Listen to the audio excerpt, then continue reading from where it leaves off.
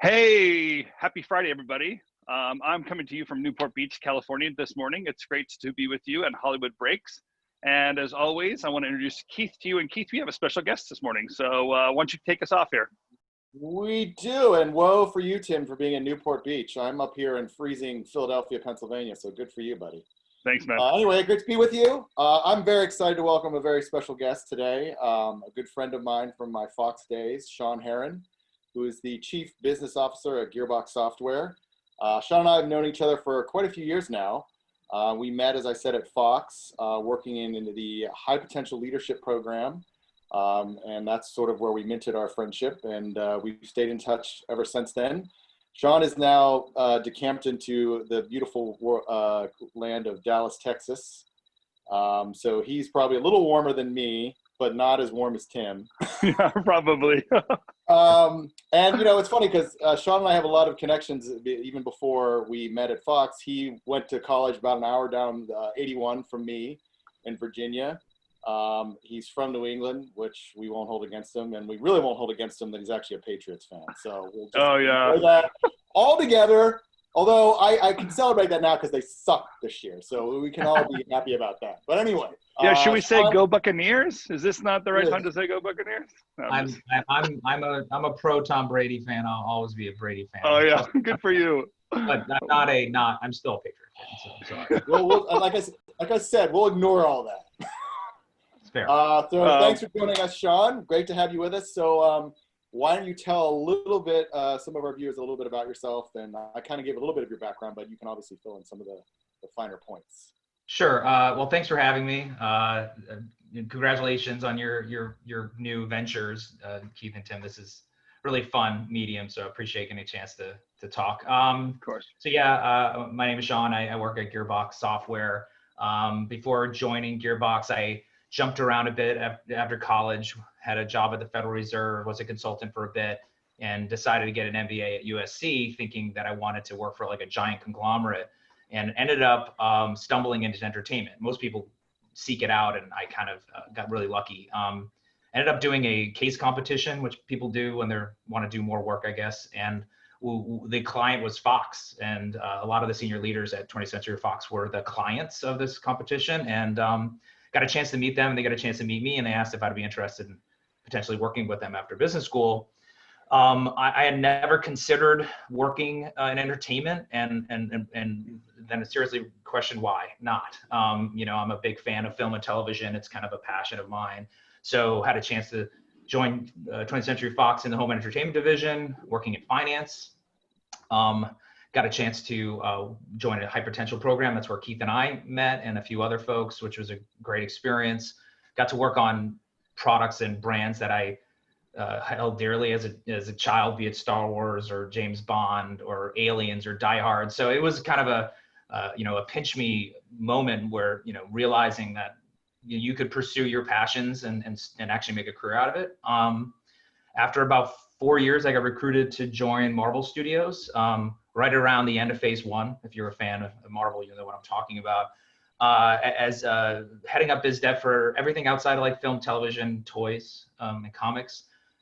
So things like location-based entertainment, like theme parks and arena tours. And so I got to build that business, but the most of the time I spent was working on the games business and ultimately that was another aha moment that you could work on something that was, you know, you had passion for and loved as a kid and an adult. And I learned that I really loved the industry. I enjoyed working in film and television, but I found that the environment in gaming was even more exciting and it was closer to kind of my values. Yeah, I'm going to say, Sean, I think you just pissed off a whole bunch of people in that fact that you didn't even try to get in the entertainment industry. And then you landed in some of the most premier jobs that anybody wants to have on the planet in this industry, going from Fox and those elements, especially when Star Wars was under that realm. Yep. And then moving on to Marvel. Are you serious? And then finally getting into this the gaming world. I think that term high potential leadership, clearly they knew how to pick the right people, because the two of you guys are they knew how to choose the cream of the crop, didn't they? Well, are you saying Keith and I are on the same level? I mean, I don't know. Here we go. Maybe this is Sean. Maybe this is why you were the last of Keith's friends in that group to be one of mine. I won't say anything more. Yeah, I mean, Tim, I think exceptionally lucky and blessed, right? There's a lot of work that goes into being in the right place at the right time, and fortunately, I was. And when it came to Marvel, it was another passion, collecting comic books. It was just being a geek, and then being around the film studio and the TV studio as they're kind of ascending and taking off like a rocket. And then trying to imagine the games business as being something that could stand next to those amazing products and teams was the aspirational goal. So, doing a lot to pivot our games business to think of mobile as a big opportunity, and doing mobile free to play at scale was a big strategy and pivot. But the other one was, how do we bring the console business forward to something that should live up to the kind of standards that the film and television division have done? And part of that was getting rights back from folks who weren't really exploiting them the way we hoped, and then finding new partners that can build games that can kind of live up to that brand. And I'd like to say we had some successes along the way. I think, this Marvel Spider-Man on PlayStation is a great example, and they just had another iterations with Miles Morales, which was a huge hit. And there's a bunch of games that are now kind of living closer to this brand standard. And, that team is good friends of mine, and, I wish them the best. And I ended up moving on all the way into gaming, working at Riot Games for a stint before I ended up being recruited to join Gearbox and moving from California to Texas. And I've been here about 3 years now. So tell me if you guys think like this. If I kind of could live at certain times of the industry, it'd be, living in those early days of the comic book world where like these characters are just being developed. It was a small group of people with just trying to do, live out their passion or whatever. And now we know today is $1 billion industry, and Marvel gets bought, and the whole Stanley story. Or, playing out those blockbuster days with George Lucas and Spielberg and Coppola, those first blockbuster moments. Again, a very small group of people, the stories of them just renting the house in Malibu, and then they all go off to make Star Wars and all the amazing features that they made. Jaws, of course, and all those major features. So I think about those moments and think like, wow, those are like pivotal moments, turning points within certain industries. It'd be great to be part of it. And then Sean, I think about the career that you lived, and I think you might be one of those people that saw that transition, that's feeling that exponential growth that really it can't continue. So it's only a certain time period, and some people are lucky to be part of an industry and feel that. Can you make that comparison? And do you think that you can feel that? Is that something that you can retain and feel, or do you feel like you just go to work every day and you'll remember it maybe, or people remember it in fond memories looking back? I mean, did I have a crystal ball? No. But when initially when I started working at Marvel and we started kind of putting efforts towards like what mobile could be, especially since there's such a huge install base and a huge opportunity to reach way more gamers than ever before, and then seeing the results of that, where literally millions of people are playing your game every day. You're like, wow, to have that level of engagement. That's the power of interactive entertainment, right? Is that there's not a passive medium. You're sitting back and enjoying it. No, you're interacting with it every day, or potentially multiple times per day when you think of how people interact with their mobile devices. Seeing that, and then also the generational shift, like seeing people who grew up playing games, and that is their main form of entertainment, and watch gaming on Twitch, and then either play esports or watch it. And I think the moment where I literally felt it was when I was at Riot, and we were doing the North America Esports Championships in Madison Square Garden, and the place sold out in 3 shows in minutes, right? And I'm sitting in this arena, and I'm a huge basketball fan, and to be in the temple, right? But have it be filled with 10 to 20-year-old kids going crazy over an esport, and then standing next to ushers who've been working there for 30, 40 years, and they're leaning to me in a New York accent saying, "What is this? I've never seen this. I've seen Billy Joel. I've seen The Who. I've seen Rolling Stones. This is crazy. What is this?" Yeah. And then literally asking me questions because they were legit curious about what's this phenomenon, what they're experiencing in firsthand, and that just reminded me of the power of gaming, and and the potential it has to be literally the most important form of entertainment in the planet maybe ever created. And being part of that is pretty fantastic. That's really awesome. I would also say that, interestingly enough, when Sean and I were actually working on our Hypo project, it was actually about mobile gaming. Yeah, and how Fox should actually lean into mobile gaming and get more involved. And we kind of got laughed off. We didn't get laughed off the stage. Everyone was like, wow, it was really good. But then they never really enacted it. And then it's interesting to see that Sean ultimately ends up in that field when he was heavily involved in sort of crafting that presentation in the early days before gaming really, like, this was in the early days of mobile gaming and really took off. And I can also testify to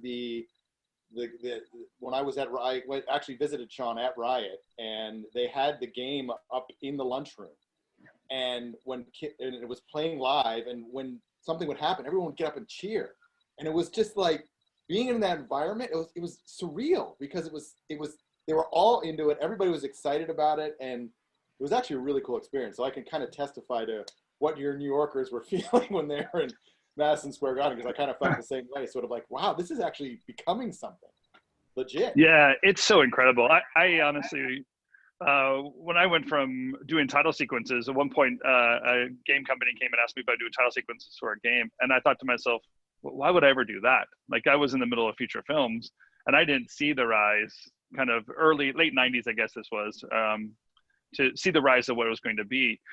And Sean, to your one of your points you made is like, the people's interaction with your content, the game content, more people will interact with the game on a daily basis than will go see a feature film one time in the theaters.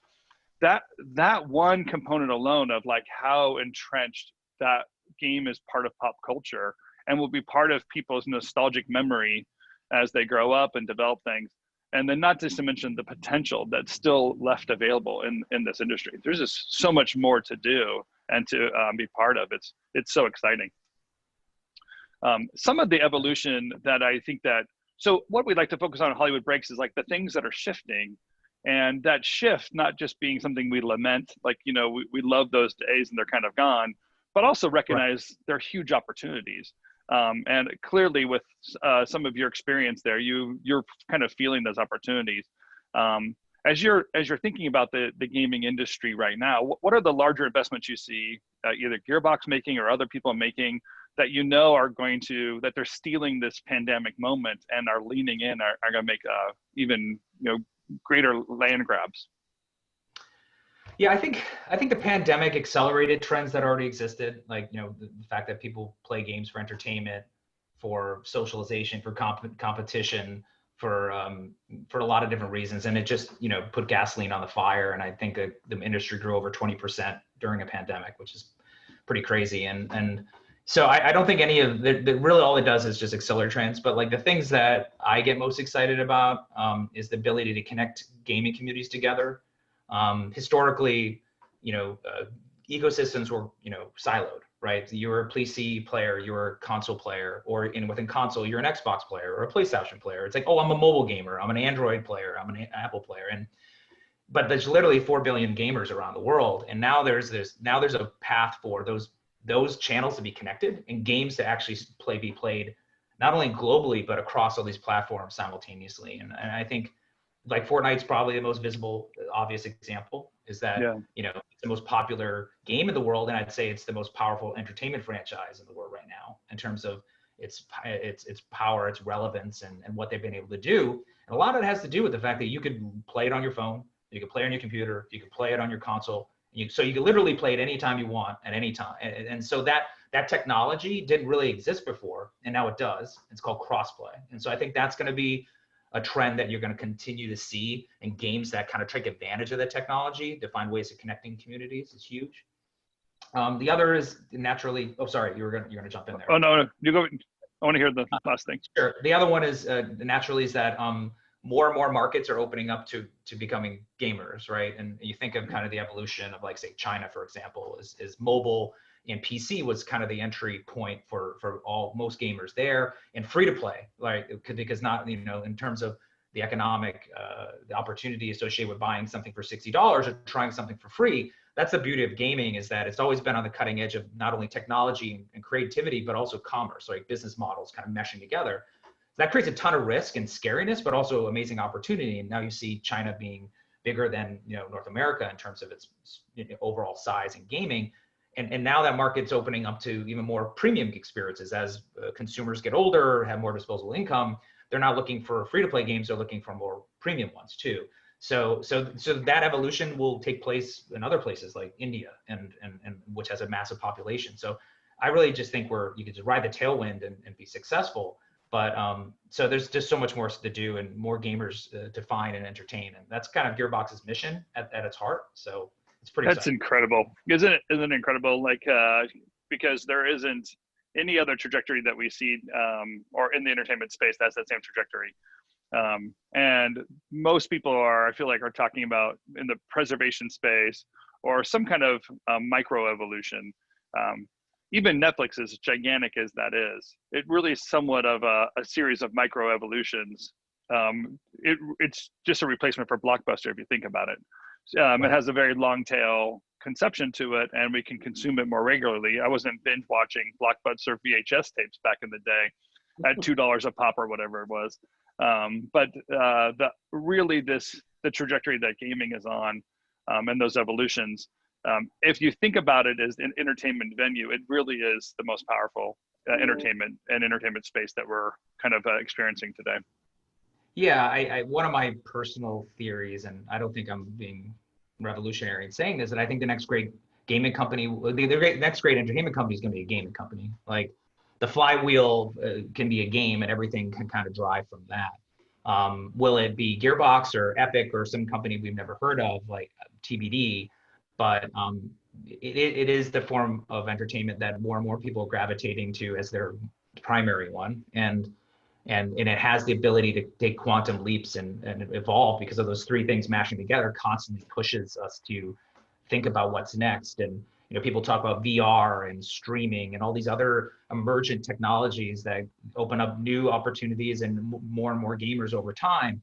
So taking advantage of those things as they emerge and evolve creates even more potential to reach more gamers. Yeah, I would even say arguably they currently are the more powerful entertainment industries. I mean, obviously Disney has a certain position that they're smart enough to consume the next trends as they grow their enterprise.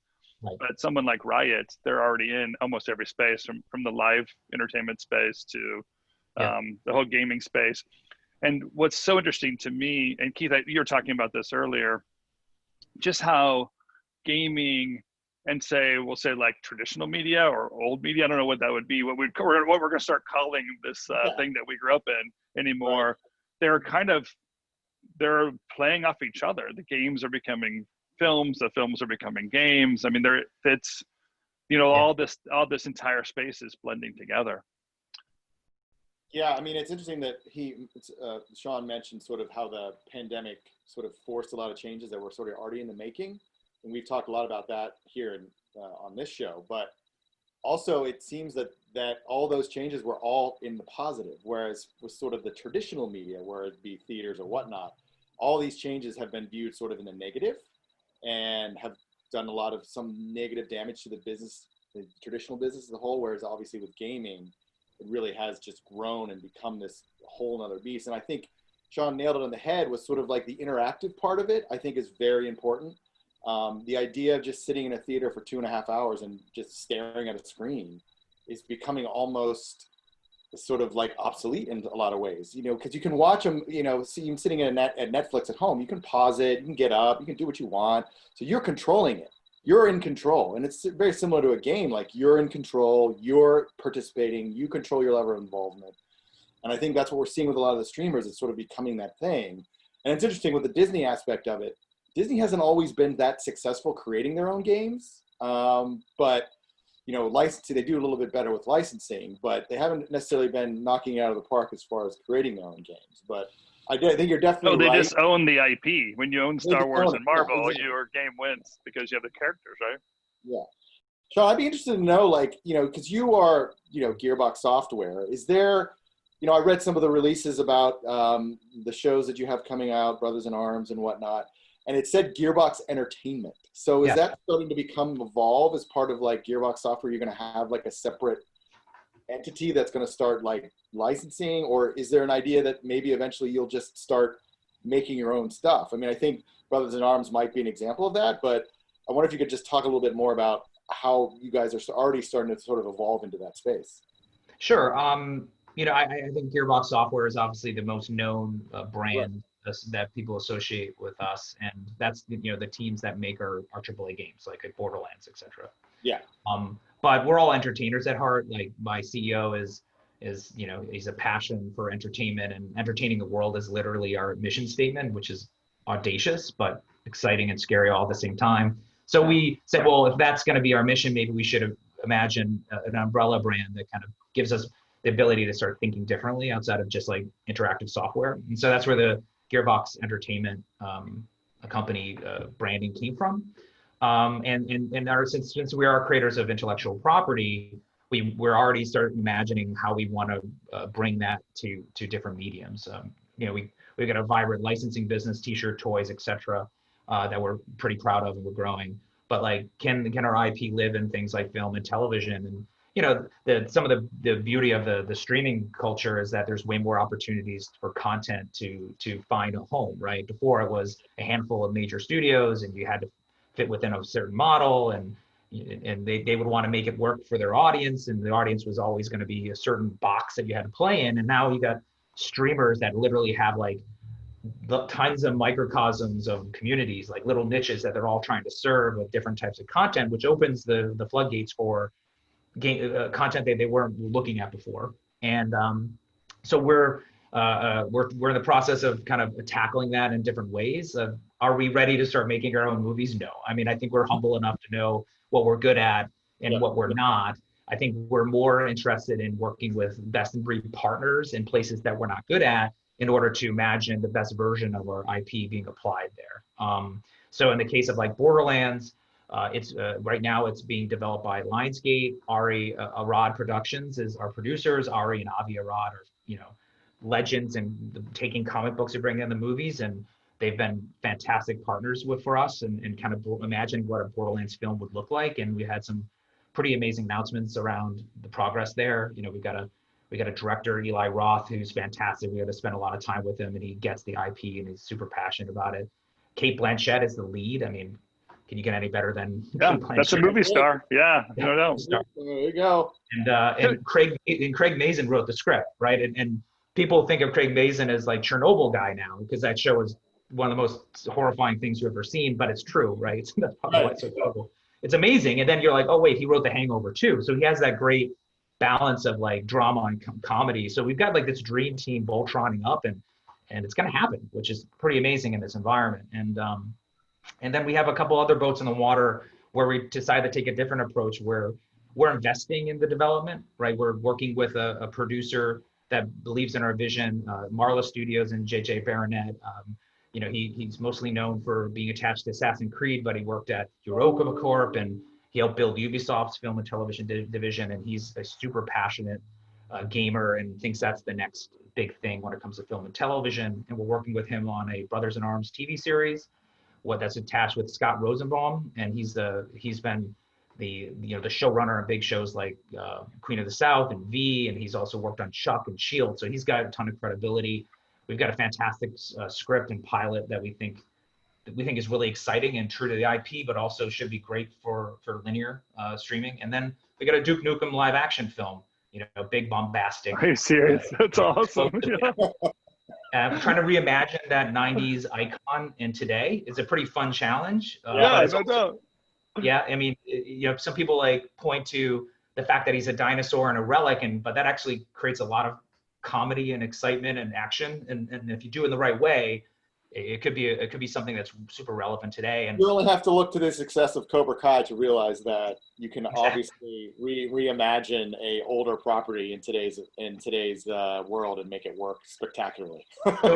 Yeah, and we got a great script from Evan Daughtry. He created Snow White and the Huntsman. He's worked on Divergent and the Tomb Raider film, and so he's a super gamer. Like the first time we met him, he opened his laptop and he had like decals of all like iconic video game guys on the back of it. And so we're trying to find folks that understand the IP, love the IP, And by investing in the development of it, we were able to have more control over what we think is the best representation of it. But we're not dictating what that is. We want other people's visions to be applied to it. But we think by having a tighter reins, we could avoid some of the missteps that have happened historically when video games get applied to that medium. Yeah. In its success, well, you know, there's always a chance of failure, but we think that path for some of our IPs is the preferred one. It sounds like you. Oh, go ahead, Keith. No, I was just going to say, like, it seems like you have, you've been really smart, much like what I've always admired about Kevin Feige, because I also worked with a little bit with their rods when I was at New Line, when we were working on, before Paramount snapped it up in the Marvel acquisition, Iron Man. I was working on the first draft of that script, which ultimately ended up being what the movie was. But what was really smart about Kevin Feige was he still does to this day, finds someone who respects the IP and understands it and is a fan and is going to respect not only the mythology of it, but also how it can evolve to meet today's market. And it's really hard to find talent like that. And it seems you guys are definitely going down that same route where you're being very smart and judicious about who you hire and making sure they are fans of the IP, they understand the IP. I mean, we've all seen what's happened with DC, where you have someone like a Snyder who just kind of doesn't, you can tell he's not a big fan, and it shows in the quality of the product and what he does to the characters, whereas you guys have obviously realized the importance of that, and I think that's great. Now, video games licensed to film and TV have been a little uneven. They haven't exactly produced the highest quality product, but coming off the success of The Witcher on Netflix, you know, obviously you guys have sort of captured a moment. And, you know, as we talked about a little bit on this podcast and previous episodes, we're sort of moving away from the comic book era because there's only so many characters to go around. And what's left, you have this rich IP from video game world. Right. And all it takes is like another success like The Witcher. And then all of a sudden it's just going to be like a flood of, you know, opportunities for that IP to find a new audience. Yeah, well, I mean, there's two things that come to mind when you say that. One of the reasons of like the translation has not always worked is because when you're playing video games, you are the hero. You're the one that moves the story forward. Yep. And the story is usually in service of gameplay, right? Like the thing that matters most is how fun is the interaction, the moment-to-moment gameplay. And then how do we create stories and characters that help move people through those experiences? But at the end of the day, you're the hero. So how do you take something like that's into something that is more passive, and it's a real big challenge, and it's not easy to fix. And the second thing is, I think there's already a land grab going on for you know, game IP. We get pinged often about like, hey, what do you got? And the thing there is, from my experience working at Marvel, about like the dangers of licensing is one is like it may be sitting on a shelf, right? Like you say, yeah, take it, go do what you want, and then it becomes one of the 15 things they're working on, and maybe it doesn't get paid attention to. Yeah. And then you lose that control along the way. And then you know, we're in this environment where you're like, walk up to, you know, a Netflix or an Amazon, here's the Chinese menu of options you could pick from. That scares me from, you know, in terms of like authenticity and how that actually is going to manifest in something that's going to be good. So that's why we've done a few things on our own, versus just being like, yeah, we'll take that upfront check and go figure it out on your own. Because we really care about what comes, and it's not necessarily about the money. It's really about like, how are we treating our IP, and then ultimately how we're treating our fans by giving them more expressions of that IP is way more important to us. Yeah, you know, what's interesting is that just in the way we talk, the three of us talk about this, we still somewhat separate, and probably out of necessity for today, we still separate some of the film and the television and the gaming as different components of the entertainment industry. And so a gaming company has to license or start a new venture completely in order to kind of fill in those other domains, the feature film domain and what have you. And I have a feeling that those worlds are actually blending closer and closer together. I think we're redefining what a feature film is, just with the level of visual effects, the type of effects that they're doing, the opportunities that the filmmakers have, and then and coming from game and game technology. And then the gaming IP that, again, touches so many people all day long and gets them in and out of entertainment space much quicker and much easier than sitting down and have to consume an entire hour and a half of something. Like I have this feeling that the game world is going to become the entertainment space overall. And I don't know if that's a 5-year plan or a 10-year kind of venture to get something that way. But I would imagine inside of your company, Sean, just not having it be such separate silos and blending that into almost like distribution channels more than creation or content development channels. Yeah, I could see that. I think part of the challenge is the cultural clashes of how those things fit or don't fit. And I think Keith mentioned Disney as an example, is that the culture that's required to create really compelling interactive entertainment is so different than, say, a consumer product driven company or a film and television driven company in terms of the processes in which they go through to create things, and the pressure to hit certain targets and quarterly earnings. It doesn't create the environment you need to really get the right talent to lean in and create something truly great. And so how long does it take for those cultures to find a fit that makes sense? And maybe it's a video game company that really pushes the model to evolve and change. But there's a ton of learning on the other side of the fence. Like, I can't imagine us being ready to go make a film ourselves, knowing how to do that. But I think there's a path to learning how to do that, just like the Marvel Comics team, through partnerships, eventually became experts in actually making the films themselves. But it took them many years before they did that. And then ultimately a big check from Lehman Brothers to kind of go imagine it, right? Yeah, so, but I just imagine it being almost like a generational thing too. Like the 20-year-old filmmaker today grew up only playing video games that you and I dreamed of playing when we were in our 20s. So that generational gap of the development, it just blends so much easier. Honestly, it's probably us just getting out of the way. The three of us that think, or our generation that thinks of them as separate, and then the next generation coming in. That's why I wonder if it's just like 10 years we'll be talking very differently. Totally agree. I think the comic book analogy is the best versions. Like, the ones who ended up making the best versions of those movies are the ones that grew up reading comic books and were massive fans, right? And then they have entertainment. Film was their occupation, but they took their passions and their with them along the way. And you're right. Like, the next generation of filmmakers will be gamers, right? And they'll have different sensibilities. So I think you're spot on. Okay, we can talk about this all day, but as always, I have to kind of cut these conversations off as the responsible adult in the room, especially with you two and the banter that you can keep up. I'm pretty sure that I could be here for a very long time. All good. What I want to do, Sean, is I think we just began a conversation. And honestly, a lot of the conversations that we have right now in Hollywood Breaks is just trying to blend and create and think through these opportunities. And I can just hear your mind at work in so many ways, recognizing probably because you've lived through these transitions and you can kind of recall what it was like to think and understand feature film marketing, television, IP, that kind of stuff, in that space that you're into a whole new landscape. I want to invite you back on and talk about some of these other evolutions that are taking place in the industry. Thank you all for being here and being part of it. Lydia behind the scenes, you're such a blessing to be there making this happen every week. So thanks for doing that. And I look forward to so many more of these conversations. If you like what you heard, please subscribe to Hollywood Breaks right now, wherever you're watching this thing. We'd love to have you come back and see more of this information. And we'll see you next week at Hollywood Breaks. Take care.